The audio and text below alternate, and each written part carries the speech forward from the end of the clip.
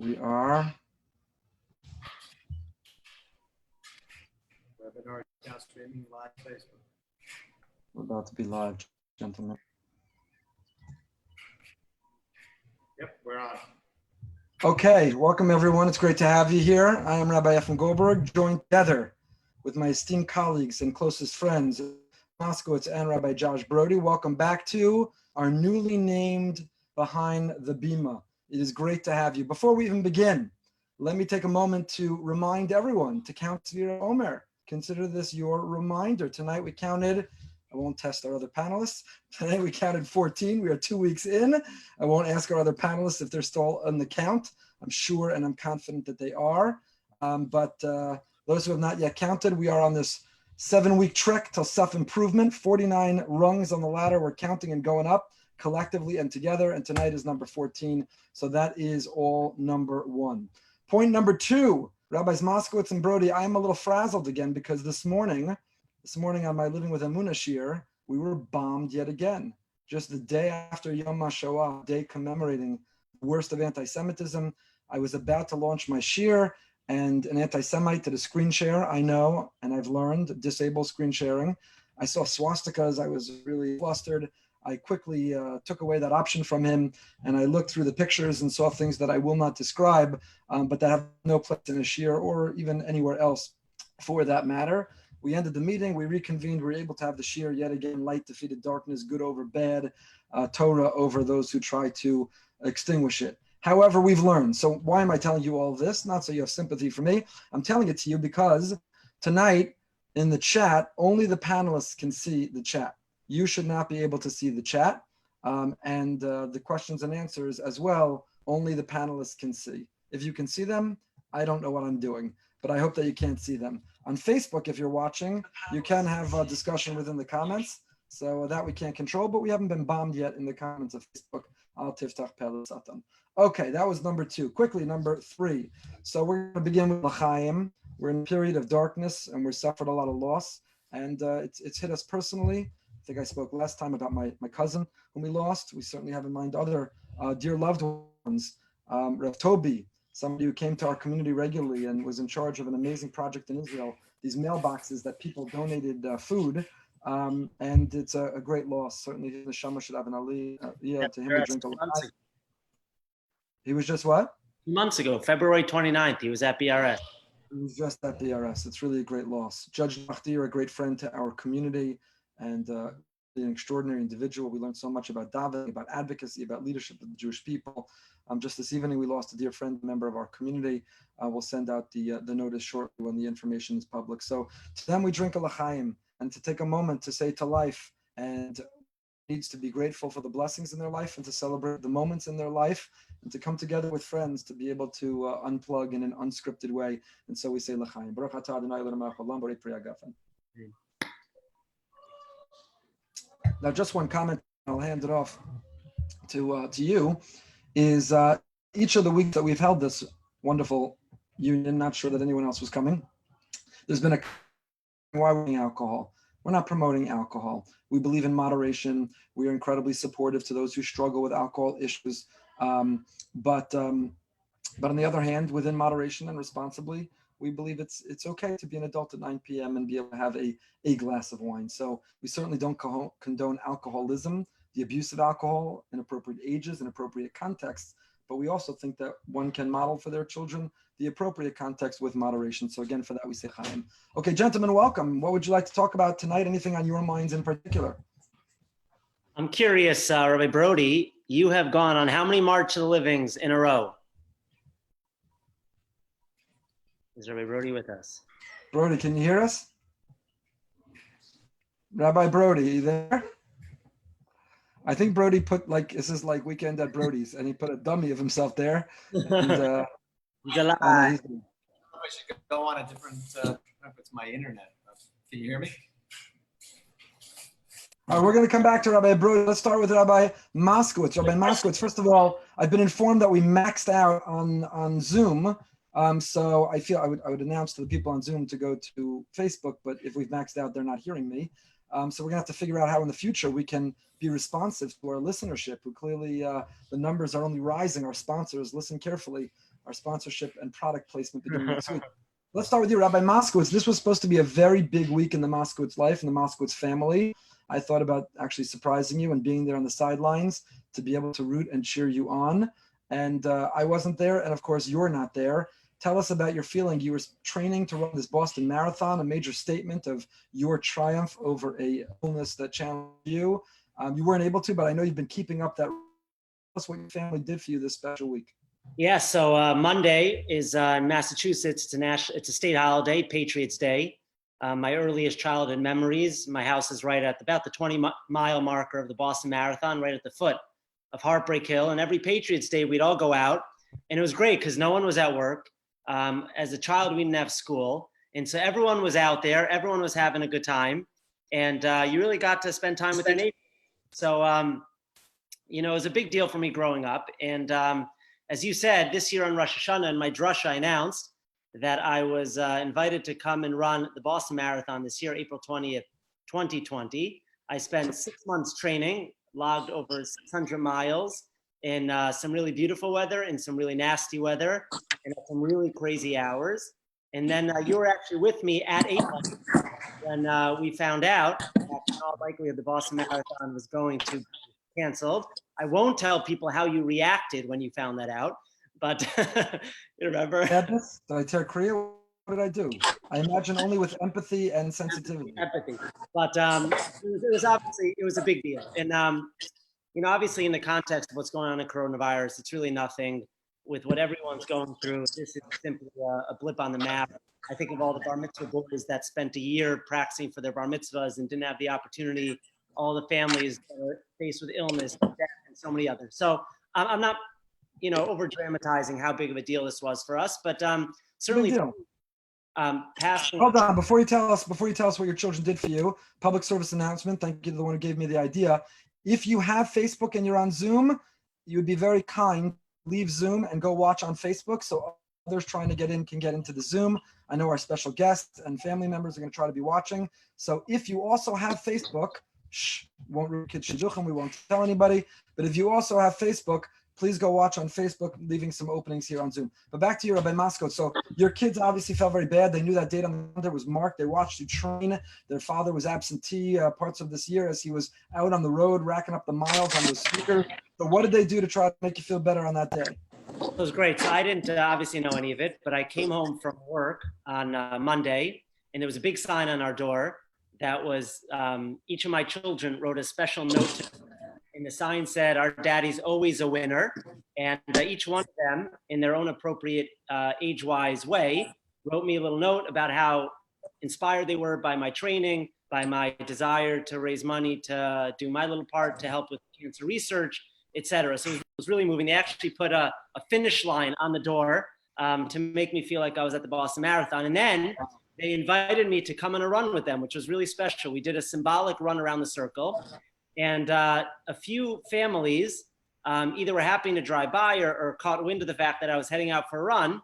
And as we were coming around the circle, people were driving by in their cars and they were honking and they were showing signs out the window. So it was really nice. It was really emotional. Amazing. And it was nice to feel the love from my family. Amazing. You deserve all that and more. It's a big accomplishment, and even though you didn't complete it, but the bottom line is we have to be mitzdaref machshava lamaisa, the intent and the training.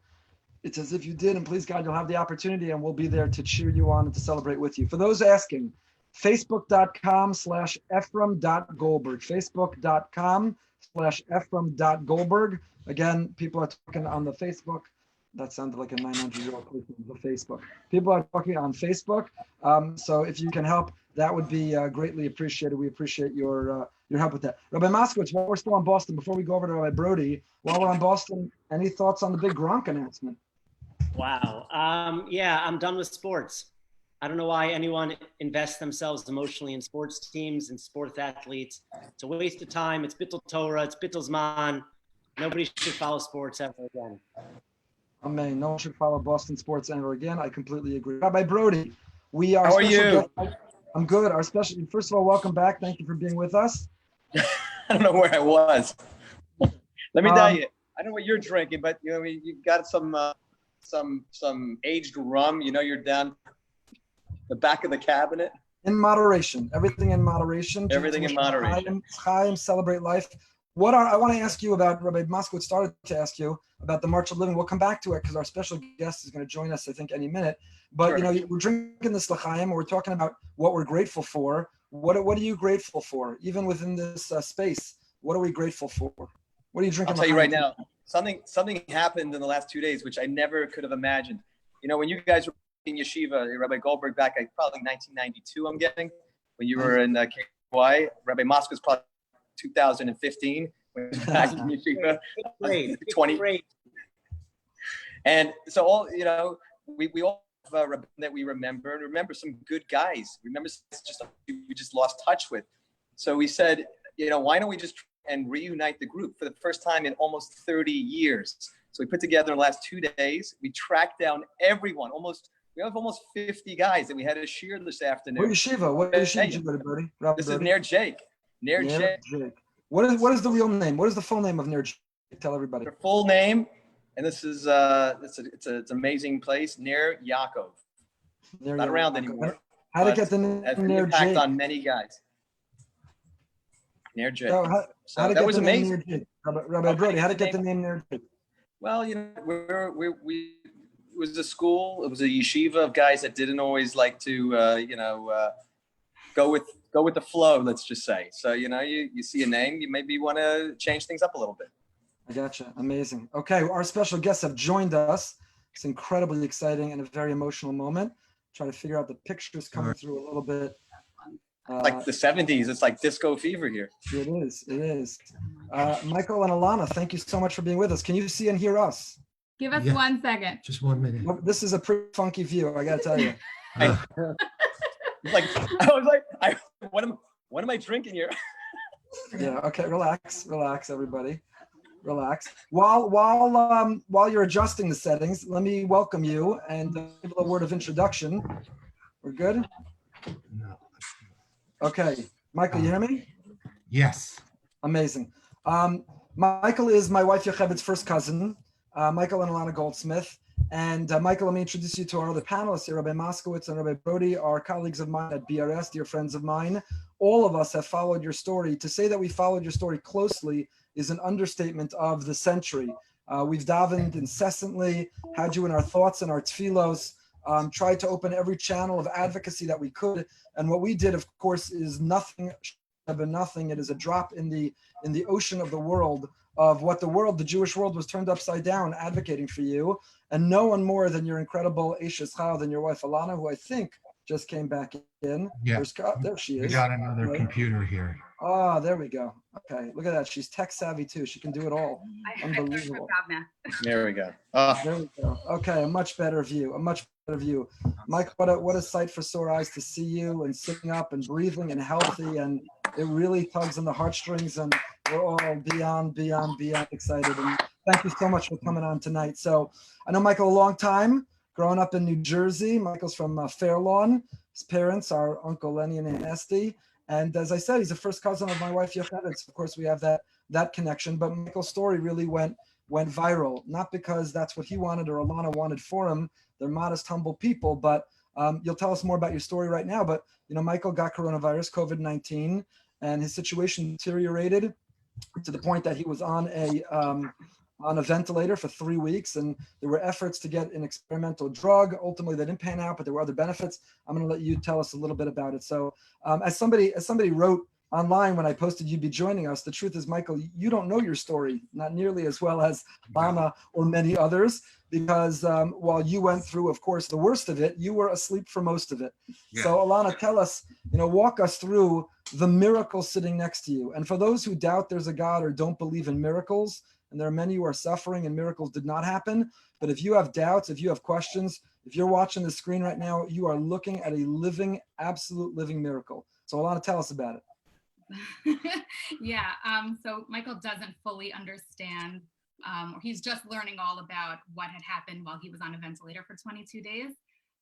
It's gonna take a long time for him to fully understand. I don't think I'll ever really be able to tell him exactly everything that happens. There are things that went behind the scenes that I don't even know what happened. There were so many people from our local and global Jewish community who had been rallying behind us and helping us along the way. So first, I just want to say thank you to everyone for helping us, for davening for us, getting us to where we are today. While I believe that the doctors at Hackensack Hospital and our local doctors did everything they could to help him, I really believe that the power of your tefillot really helped us get to this point. So thank you for that. So Michael started feeling sick right after Purim. He started feeling weak, and he had a fever and cough. And it was just at the beginning when people around Bergen County were kind of getting a sense that maybe this could happen like very close to home. He went into the hospital, he was tested for the coronavirus, and he came home on Sunday, March 15th. He tested positive afterwards and was told to write it out at home. Given his age, they didn't think that it would be anything major and he should just write it out at home. So while we were home teaching, homeschooling, everything, Michael just wasn't really getting better, and he went back to the hospital that Wednesday night after our doctor, Dr. Jerome Katz, had an ingenious idea to find a pulsometer, which luckily we had because our son is asthmatic. And when we tested his pulse ox, it was pretty low. So we brought him back to the hospital and he was intubated 2 days later. Michael was on a ventilator for 22 days. We like to call it a long Shabbos nap. A long Shabbos nap, yeah. That's what he's never getting a nap again. But he was on his very long Shabbos nap. And during that time, the world was falling apart. And I had many, many people help me get to a point where I could be in quarantine with our children, get ready for Pesach. A big tribute to you, Rabbi Goldberg, for helping me get ready for Pesach. I've never done that before, solo. So that was pretty crazy. And thank God, right after the first days of Pesach on April 11th, Michael got extubated. It took him a few days, about a week, to feel good enough to come home, and he came home on Sunday. Absolutely amazing. Dr. Doron Katz of Only Simchas fame, and maybe that's a skula, that everything he touches, please God, should bring only simchas. He deserves a lot of credit. And I know that you told me, Ilana, maybe you could elaborate also, the medical personnel at the hospital who were so kind and enabled you when you first could to be able to FaceTime and kept in touch and came up with over Yontif what the plan would be, how you'd be informed. The medical people were amazing, right? Yeah, they really were incredible, especially because families weren't allowed to go in to the hospitals to see their loved ones. Having that distance was very challenging, very frightening. And the medical staff, the nurses, the technicians, the patients, experience workers, everyone really tried to help the families get in touch with their loved ones. So they would allow me to talk to Michael on speakerphone, even though he couldn't respond to me, I could talk to him. His doctors let me send video messages of the kids and myself to Michael. They would play it for him. And when he was extubated, I got to really talk to him on a daily basis, which is really nice.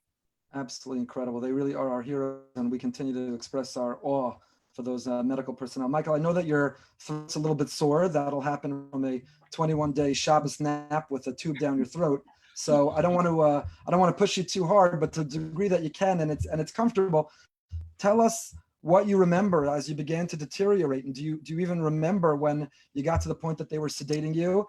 And then on the other end, what were your first thoughts to the degree that you can remember them when you came out of that sedation and when you learned that things, please God, were going to be okay, and when you were able to be reintroduced to your family? So I remember before being intubated, they had me talk to Alana and tell her what was going on, that they were going to put me in a coma and intubate. I remember telling Alana that I really didn't want to do it. And she said, you have to do it because the doctors are telling you to. And I remember telling her, I'll see her in a few days, not knowing it was going to be 3 weeks. Wow. And in terms of what I remember when I first woke up, I don't know, there was a whole like dreamscape that happened when you're, I guess, in a coma like that. But I do remember certain things about what the nurses held up to my ear from the phone. Like the one specific thing I remember was that my son lost a tooth and really badly wanted to let me know. So there are certain things that come across and others that really, really don't. I thought that I was asleep for 2 years, not 3 weeks, when I first woke up. So it's a totally different ball game. Unbelievable, like a Chone Magel story, to wake up and find out what was happening in the world all that time while you were asleep.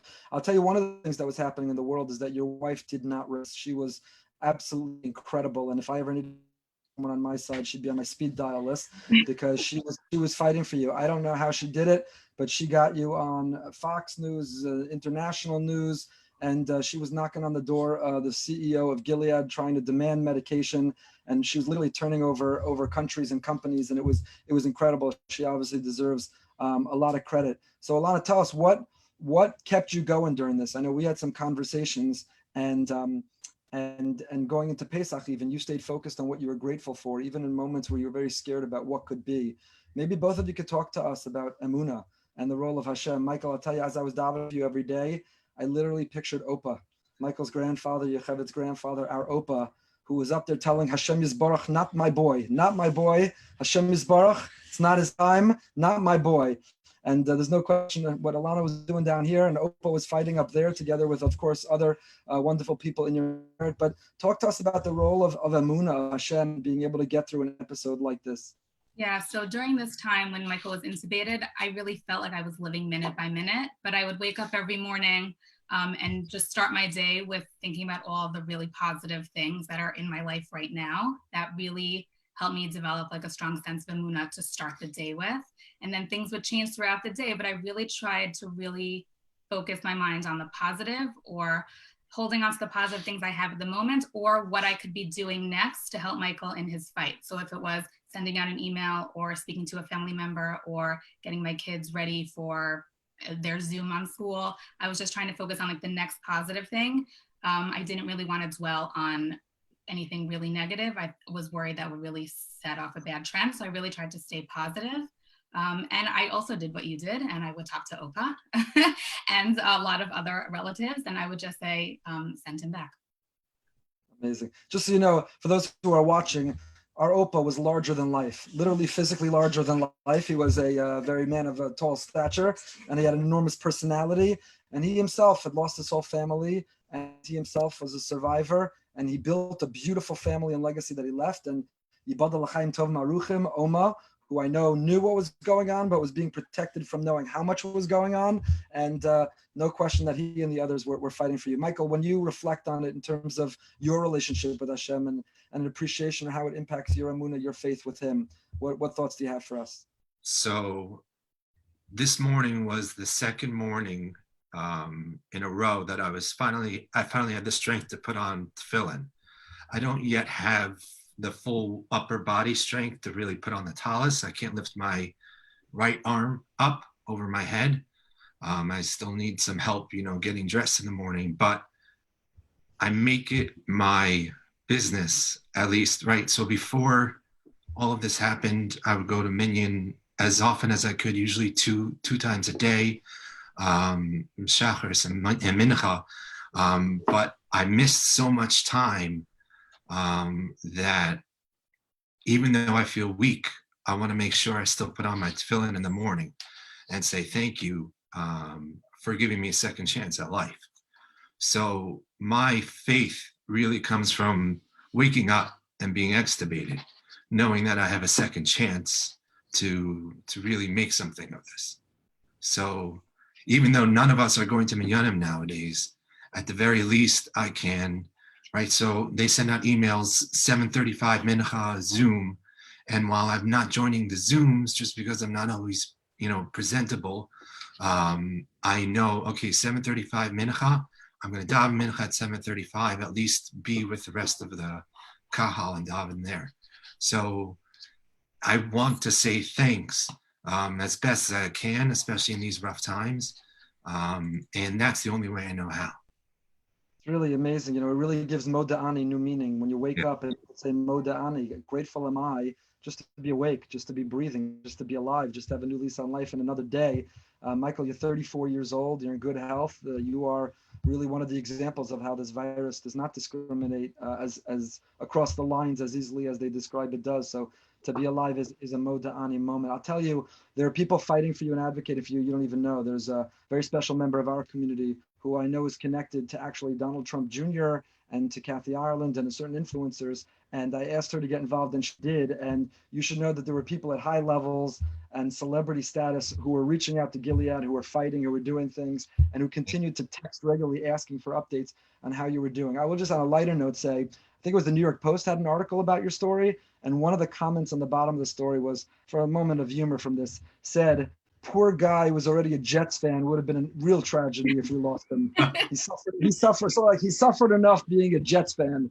So it might be time to rethink your sports teams. Yeah, we're so thankful that this had a positive outcome, but we don't take it for granted. And we know that there are still many, many people in our global Jewish community who are still fighting this illness and are still having very serious situations. So we're continuing to daven for them as well. Amazing. Rabbi Moskowitz or Rabbi Broide, feel free if you have any questions you want to tell me, feel free to. Yeah, I'm just wondering, is it, you know, when you see that there are so many people that unfortunately, even right now, are still not taking this seriously, like, what do you say to them? I mean, I never thought this would happen to us. We knew around Purim time that this was getting very serious. We were hearing reports about people getting infected, and I thought I was invincible. I remember my daughter hurt her finger at school, and I rushed her to the urgent care afterwards, right before Purim. And the doctor asked me, do you have COVID-19? And I was looking at her like, no, I don't. Like, why are you asking me such a thing? Right. And yet, here we are. So it can happen to everyone and anyone. And Crazy. Well, it's great to see both of you. Happy you're both here.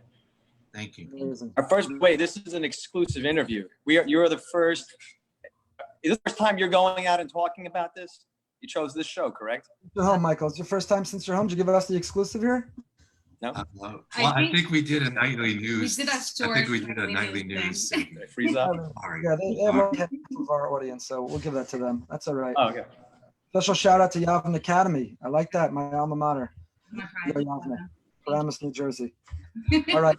I know the hour's late, and I know that you're still exhausted. Again, I just want to tell you, and I know I speak on behalf of my family and the Brooksteins, obviously the Goldsmith, everybody. We couldn't be more excited to see you and to see you health. The updates we were getting were the numbers on the ventilator. So it's just amazing to think what feels like a short time later, not from your perspective, that here you are sitting together, reunited with your beautiful family. You should have only good health. You should have only nachas. You should have only simcha. You should have a full, speedy recovery, get back all of your strength, be putting on your talis and tefillin by yourself and putting it on others, and continue to inspire us for many years. Thank you so much for joining us tonight. It's really great to see you. Thank you. Thank you for so having much. us. Thank you. It's still good. All right, guys, that was amazing. Really, Wow. really special. That was amazing. Any thoughts? Any follow-up thoughts? What struck you? Yeah, I mean, you know, you said it, but you know, I saw that comment on Facebook that they should host Alana because she was the one who really carried the burden of it. But as she was talking, I'll tell you that's it's pretty amazing. It's pretty spectacular, and it really shows you the best of our people, the best of community, people who reach out, people who help out, people who daven for each other. And when you see the community come together and rally like that, it's really something very special. It is. It really is. The truth is, it's actually a good segue. It's a good segue to another topic, which is what's happening next year in Boca. We can't speak for around the world. We only represent Boca and to a degree, a segment of its leadership. And we are right now knee deep in trying to figure out what's next. When I say we, you know, the governor down to local officials, Congressman Ted Deutsch, who's actually on the president's task force about reentry. I don't think that's its official name. And we on our shul level, the BS level, we're convening a task force, and we're trying to, using experts, using medical experts, using poskim, trying to figure out when. I mean, maybe you both can weigh in. There's really a feeling of an antsy. People have kind of reached a point where they feel like, you know, here it's relatively calm. Obviously, we still have a member in the hospital that we're very, very much davening for. But for the most part, it's relatively calm.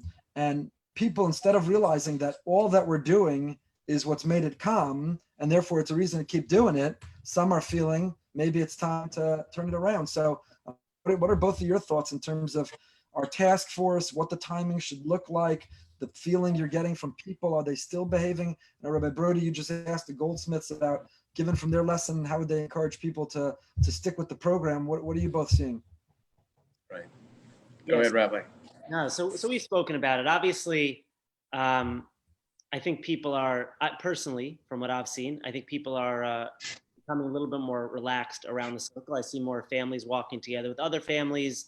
Certainly on Shabbos, I see teenagers walking together and families coming a little bit closer.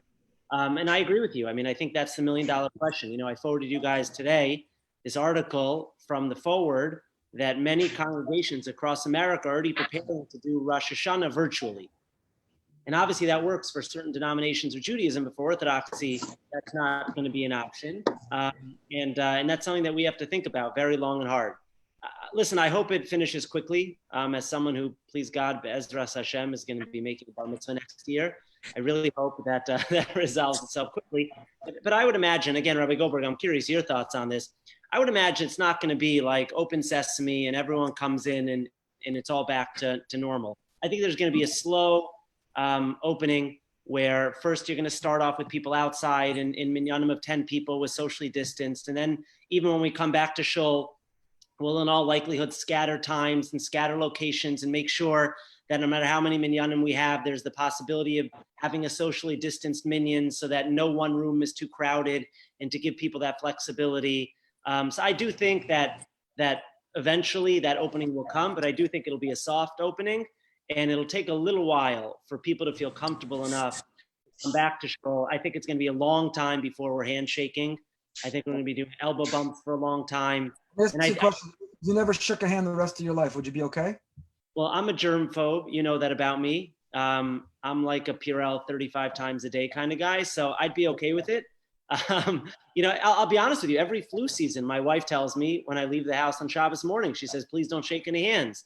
There are elderly people in our community. She sees the patients in her office and she says, you're putting people at risk when you walk around with the Torah and you shake everyone's hands. And obviously we try to be careful about using Purell, but yeah, I think it's going to be a while before people feel comfortable with that level of physical contact. And now that we're more conscious of germs and how they spread and the impact that the spreading has, I do think it's going to take a little bit of time until we get back to what we call regular scheduled programming.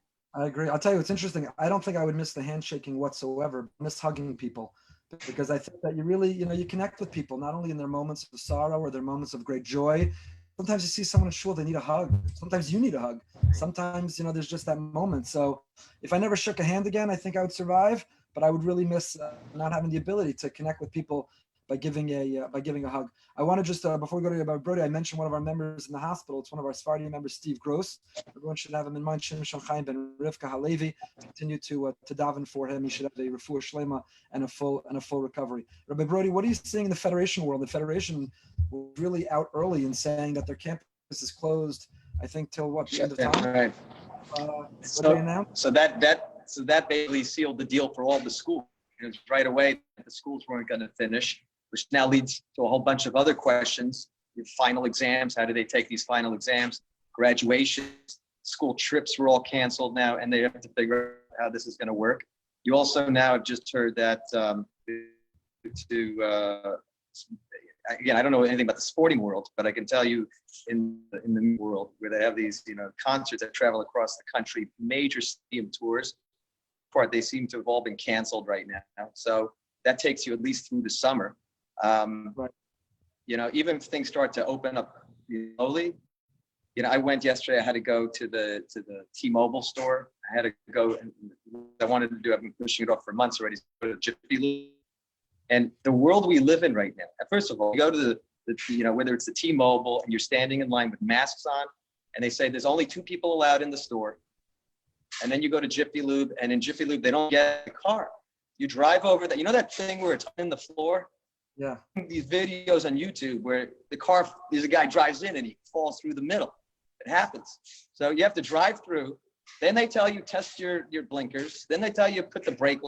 You're doing pretty much the whole thing. I even know how to reset the odometer or whatever that for the oil change. But with the point discounted because of that, because you're doing half the work? I think first of all, I said you should pay me. I put everything, and then the guy tries. He does. He's like, do this. He's like, oh, we recommend you get an oil, an air filter change. They show you the air filter, the one that they show everyone. It's black, it's completely black. So I'm like, okay, yeah, let me. How Have much it is under it? the coat. Right. Yeah. The one He's that they like, have under the the guy's like, yeah. I started like, tell me how much it is. Maybe it'll be a special. And he's like, you really need it. I'm like, okay, it's just, what is it? He said, oh, actually, we're out of stock. We don't even have it. Whatever. Rabbi Brody, But the point listen, is, Rabbi Brody, hold on, I have to Yeah. interrupt you. I know it's tough times for everybody. It's tough times for shuls, the federation, but we got to find in the federation budget to improve your Wi-Fi. We got to figure out a way that that's we a can big get. problem. You saw I switch ready from. I'm gonna go on Wi-Fi. I'm gonna go on the. I'm using two different Wi-Fis, Xfinity, and then I switched Who's to your my neighbor? regular one. Who's Wait, your hold neighbor? on, hold on. While Rabbi Brody figures out his Wi-Fi, let's come back to the question. Rabbi Goldberg, can you envision a scenario when you think about Ne'ilah at Boca Raton Synagogue and how amazing I've heard Ne'ilah in the main sanctuary is, and the packed and people shoulder to shoulder screaming. Can you envision that happening this year?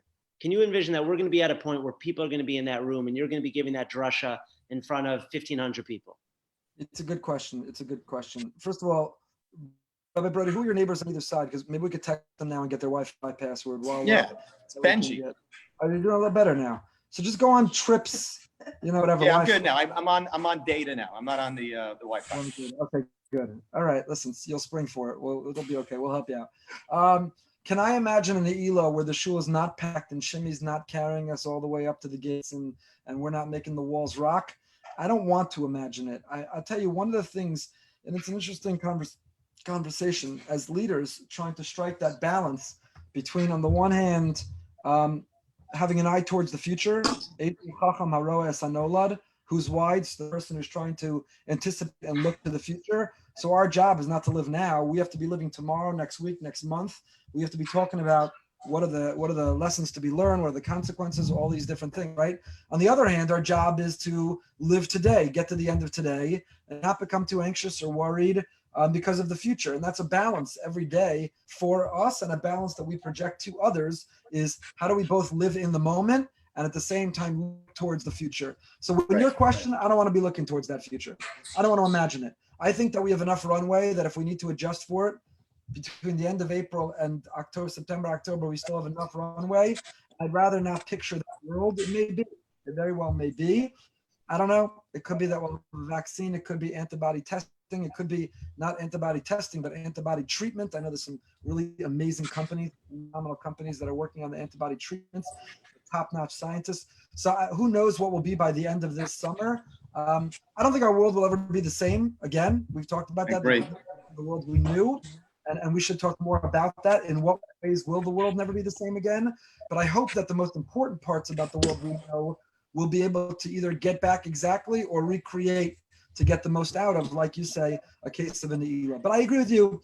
Our re-entry is not binary. It's not that we're shut down one day and the next day we're back to normal. There's going to be re-entry in stages and slowly, and what it will look like and who will call the shots on it. And the biggest question is, will people cooperate? Right, the kind of mentality going on Montoya Circle, Boca Raton Synagogue community. Thank God we got a significantly large community. It's not just us. We talk to our dear friends. Rabbi Gibber may join us a little bit next week. He told me he's right now got a competing program, but we're going to sync our schedule so that we can also. There's a box for him right there. Box. So it's the greater community that we're being lulled into this false sense of security, but it's actually the result of the positive behaviors that we're doing. So is it the time to let the guard down? How does it work? You got to walk around with, we need masks, gloves. Are people really wearing them? So when they go out. And also, so these are all big questions. the margin for error. I mean, when you and I, when we were in your office and we were discussing closing the shul down, and at the time it felt like this earth-shattering decision, and it really was, but obviously in retrospect, it was a no-brainer.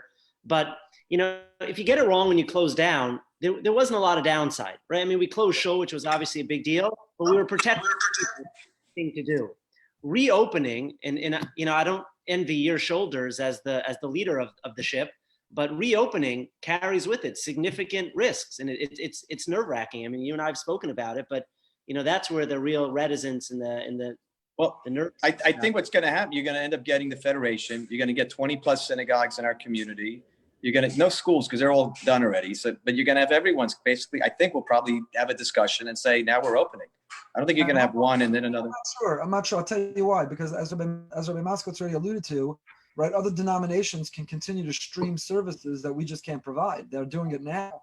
So, we're going to each react and respond differently. First of all, the significance of a daily service is not the same for every synagogue, and the options of technology are not the same depending on denomination. Obviously, from a halachic standpoint, we see it as singular. But I appreciate the comment on the shoulders. I'll tell you, my shoulders feel lighter because I have you guys, and we do things as a team. So, we build a consensus, and that's not trying to dilute responsibility, but it's actually the opposite. Marba Eitza, Marba Tfuna. The more combined wisdom, the more we can get the decisions right. We have Rabbi Dr. Shabtai on our staff and on our team. We have other great rabbis and colleagues, and we have colleagues across the community, and we try to get these things, we try to get them right. But like I say, the question is, when you open the door a little, will everyone walk at the pace we need them to, going slowly through the door? Or will it be like, mad rush? Friday, what do they call it? Kill people on the way running over people into the store. Black Friday. Are we taking the soda bottle, we're shaking it up, that you're going to take the cap off? And people are so eager. I know my kids, some of which may be sitting right near me, they're like, Abba, I can't take it. I'm going out. Why can't I be with my friend in their backyard, sitting 20 feet apart, talking, hanging out? I can't take it anymore. To which I've told them, you're welcome to go. You just no longer have a place to sleep if you come back. So make sure they're willing to take you and pay for your education and your work. And lo and behold, they ended up staying home. So, these are... Can I just say, I just think, you bring up kids, and we have a community with lots of children. For the most part, schools are not, there's no question they're not opening. It looks like most colleges as well are going to be closed through the summer. It doesn't look like there's going to be any summer programs. And the question is now, is there going to be summer camps and summer, day camps? Because even if the kids want to run out, we can go back to work. There's nowhere for the kids to go, perhaps until September, at the very least. I'm actually kind of happy with the camps. I think a lot of camps, they must have had some secret conference call because they all put out an email the same day. Many of them did, so it sounded like it was coordinated. I'm kind of grateful as a parent and community leader that they didn't jump the gun and just say, for sure it's not happening. They said, we're not sure yet. If we can pull it off, we're going to responsibly. We'll see. So I don't know. Even if they can't pull it off, the question is, are parents going to want to take that risk? A parent's going to say, on the chance that there's one kid in an environment like a summer camp, is it worth it? Well, what happens if I wonder, maybe next week we'll bring as a special guest. I got a few emails out to some major special guest invitations, which if any of them come through, that sponsorship just quadrupled for product placement. So be in touch with us, sponsorship and product placement. But if not, maybe we'll bring on a camp director or a camp owner, because I'd love to hear their thought process in this. I wonder whether a camp being a closed, controlled environment, like what if every kid and staff member, we're able to then take a test, whether they had corona coming into camp, take their temperature, quarantine 14 days before camp. I don't know. Are there parameters you can say? Lock it down. Camp, take your temperature. Everyone gets swabbed before you get on the bus on the way up to camp. And then at camp, nobody comes on or off the campus without, because it's a closed, controlled environment. Maybe it's even easier that you'd be able to pull something off. Problem is, it would force everyone to be clean. And everyone have to be hygienic in these camps, and it takes away all the fun for the kids. I know kids are going to actually have to shower this summer. Right. I'll tell you, even if the camps don't open, I implore, I beg some camp director, do a virtual camp. I'll pay. If you tell me that you're going to occupy my children from, let's say, 9 to 1 every day, where you'll do a little learning, you'll do a fun game, you'll do some trivia, and you will occupy my children for a few hours a day on a computer, I'm in. I'm paying. Here's my wallet. So even if kids, you're saying virtual camp. I'm saying even if physically kids can't go to camp, I think there's a market of parents who will be craving some structure for their child's day. To think that our children won't have structure throughout the summer is unfathomable in many regards. Interesting. I hear. All right, let's move over to, we have a couple more topics, and we're going to try to keep it to an hour. Got going forward. Lightning round. Lightning round. Well, we'll see how lightning round it is, because this one we're moving on over to, someone pointed out here, kids flying from Florida can't quarantine for those 14 days. But I will say this, most New York camps really could care less about the kids coming from Florida. And I understand, I just threw a bomb. I just poured some gasoline. Whoa. So let me clarify what I mean. Our camps are incredible, and they love all of our children. They love the children from Florida and from California, Detroit, Chicago, Cleveland. They love them all. Let me clarify and qualify what I meant before I get any hate. I love all the camps. By the way, our Facebook viewership just jumped when you made that comment. The camps that my kids go to, other camps, they're all amazing. Here's what I mean by that is, our kids have to, in addition to paying the wonderful camp fee, they got to pay for a flight. Nobody takes that into consideration. Nobody takes into consideration that those kids' parents, namely we, have to fly in on visiting day, 6 a.m. flight in, rent a car, drive to the mountains, catch the last flight back. My point is just, and some of the scheduling and some of the finances, some of the packing considerations and some of the arrangements of the, I'm just saying the camps are amazing. I take it back. They're all great. They love all of us. No, don't worry. We're going to bring someone on next week. We're going to, all those questions can come out. There's a little bit We're of going a to take that clip and put it on Facebook. It's okay. Don't quote me out of context here.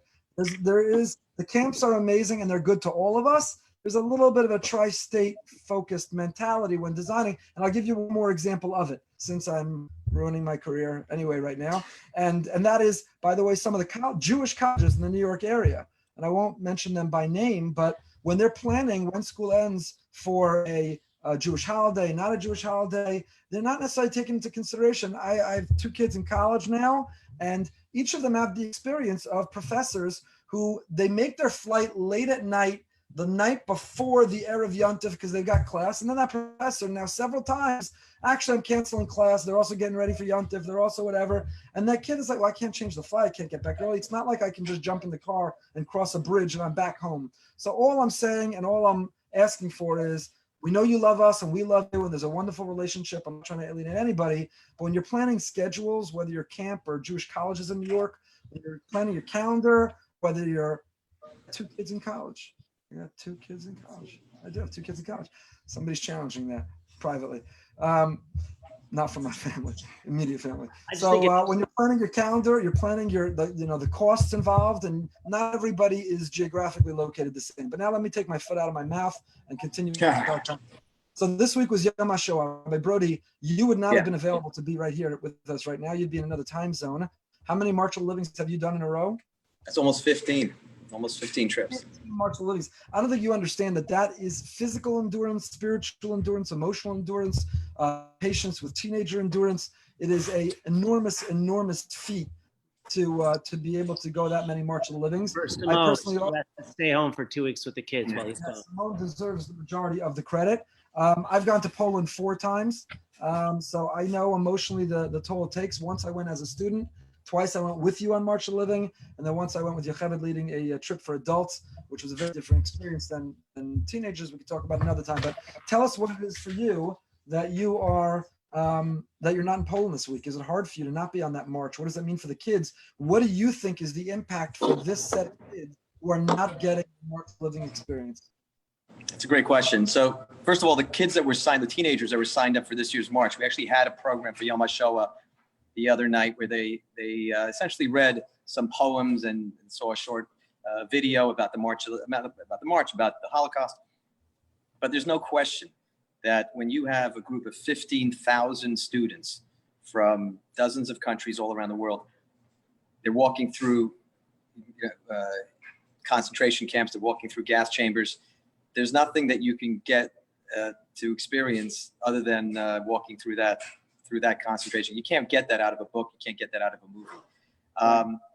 When you look at the numbers of Jews that fall out of our Jewish community through any number of reasons, and then you take a look at, let's say, the March of the Living has done longitudinal studies. They've done longitudinal studies, and 30 years of research has already shown that when you talk about just issues of intermarriage, it comes down to single digits from very, very high numbers. So what do you say to a whole generation or a whole grade of students that are not going to be able to experience that right now? They're not going to be able to make it up. Now, they might be able to make it up because there are already talks right now that perhaps it might be a trip later for this age group at some point. I don't know when but odds are it's not going to work for everyone. So it's a big loss. It's a huge loss to this age of Jewish teenagers worldwide. There's no question that the march has a big impact on our kids who are in Jewish day school too, but primarily we've always spoken about that the beneficiaries primarily of the march, where you say there's that statistical benefit in terms of intermarriage and so on, Jewish continuity, are for the non-affiliated, or those not getting a formal Jewish education.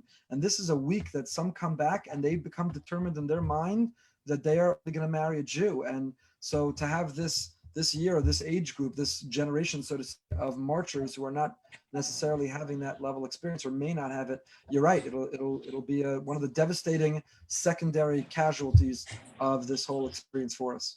I'll just say one other thing. Yesterday, our community had, I would say, almost 20 different Yom HaShoah commemorations between the synagogues, different youth groups. Other than the youth groups, you had NCSY, USY, BBYO, the March of Living ran a program. But for the most part, if you look at every one of the synagogue programs or even the Federation's program, which had close to 500 people, you look at the average age, I think on the low end, it's not the average, the low end of the group is probably 70. You know, and you wonder where's everyone else? Not the teenagers who might be in a youth program, but where's that group of people from 20 to 70? You know, where are they in terms of participating in any Yom HaShoah program? Right. And my wife, who's sitting right next to me, also points out that the opportunity to go with survivors is slipping away. So yeah. A lost year with the opportunity to go with survivors is also a big loss for not just for the March of Living participants, but really for our people as a whole. So that's a big deal. Rabbi Moskowitz, I want to ask you a question regarding Yom HaShoah. First of all, let me just clarify, again, being challenged by one of the smartest people I know who should know my family. My daughter, Racheli Pearl, is in college, and my daughter, Atara Goldberg, is in college. That's 2 children in college, and their tuitions make that very clear. Okay, so this week was Yom HaShoah. We've had back and forth conversations with a certain demographic of the community who don't necessarily come in person to our events, right? And they've talked about, well, if you did something online or streaming, well, let's speak to where we live. Let's speak to where we populate. So do you think that this year, where Yom HaShoah by definition is only online, that demographic experienced or participated in Yom HaShoah differently? I mean, you're probably better equipped to answer that than I was. You did an amazing conversation with an amazing individual the other day. I think you had over 800 people watching. And I'd be curious to see what that demographic was. Was that primarily older people, younger people? Listen, you know, it's hard for younger people now. I'm not gonna beat up on the millennials. I'm gonna give the millennials a little slap right now. Well, who said we're talking about millennials? Your kids are home, and you're managing their schoolwork all day, and you finish at 5 o'clock, and then you got to start with dinner and bedtime and bath time, and then all of a sudden there's a program at 7 o'clock. So I get it. I get that there are people that are spent by that. The flip side, which I have articulated unpopularly in the past, is that, you know, when we're interviewing survivors, as you just articulated, you know, unfortunately, we're limited in time. And you always get up every year in Shul, Erev Yom HaShoah, say, I simply can't understand where you would be, like what would be more important in your life than giving kavod and honor to someone who went through all of this, and all they want to do is share their story. All they want to know is that there are people who are going to tell the story after they're gone, and that there are people going to remember them and remember what they went through. So I hope so. I hope that all demographics realize how important it is, and most importantly, don't take it for granted.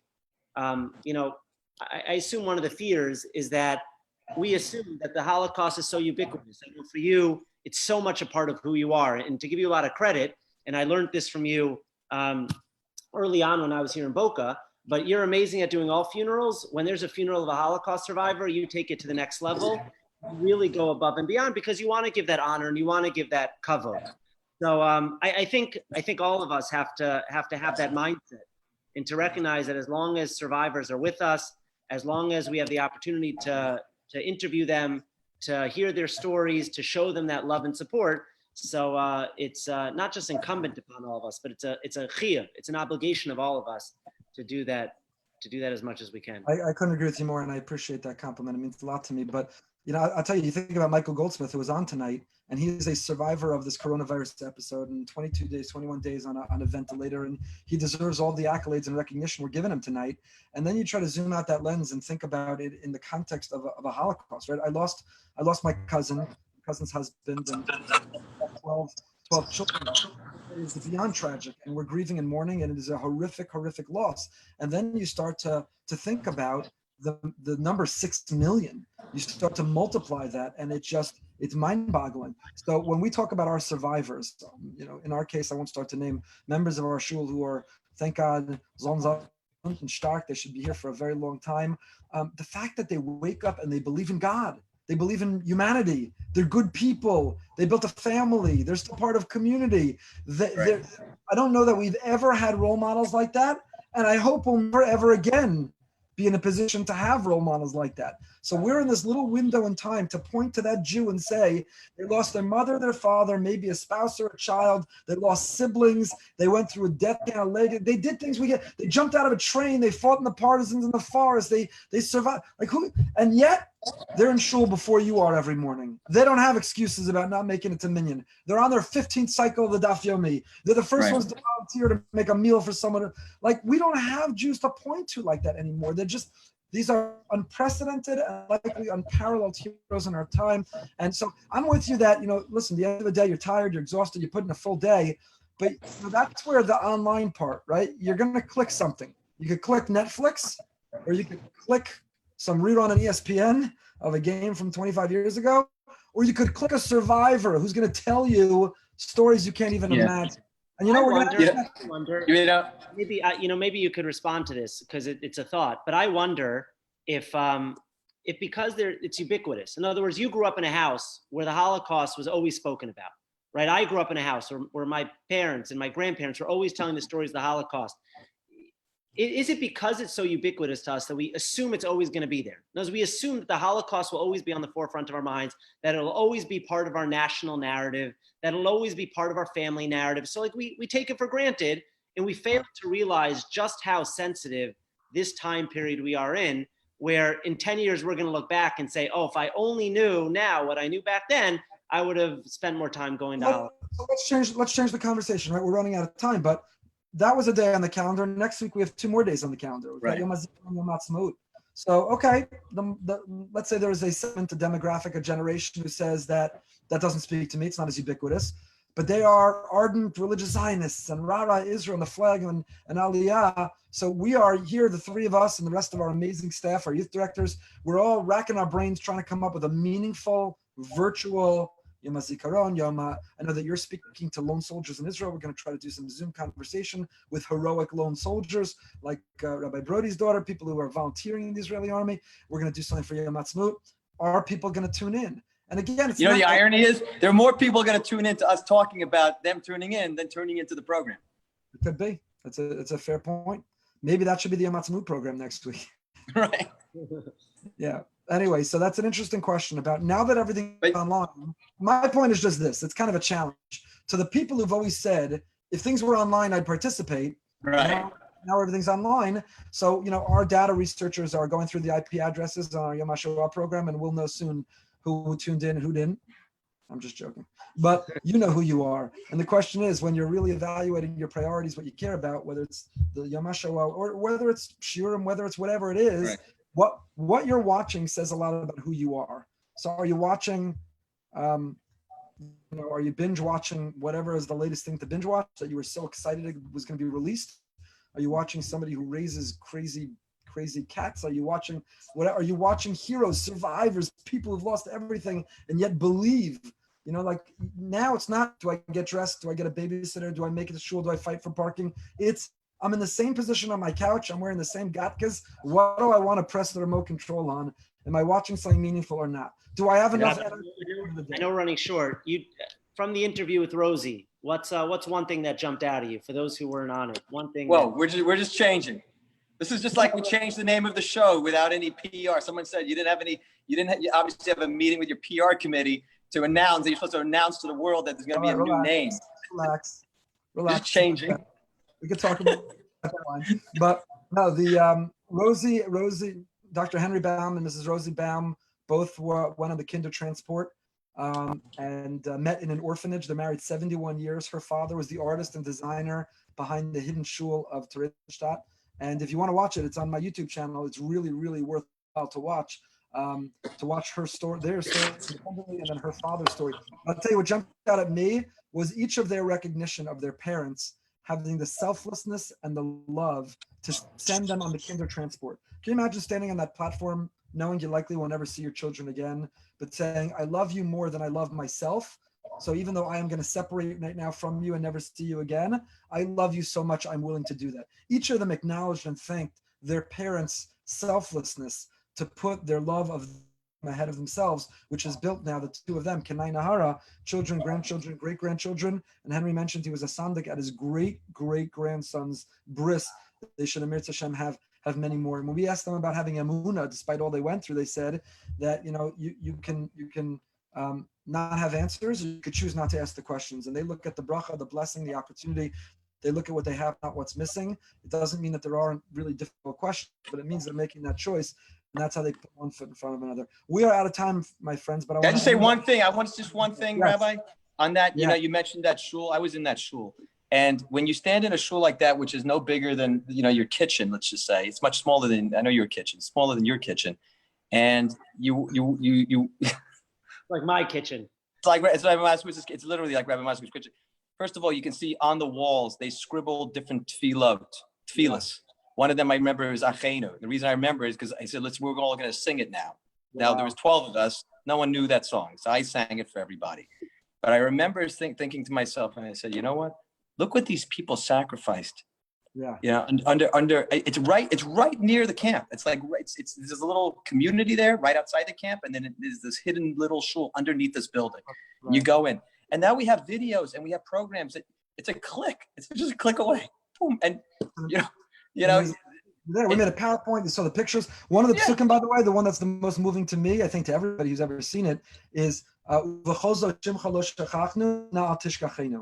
what, could you imagine? That is what Chazal Berlinger, hiding underneath Theresienstadt, working in the camp in this ghetto and also building the shul, chose when he had to paint the pasuk, God, with everything. I had to send my 2 daughters away in a kinder transport. I'll never see them again.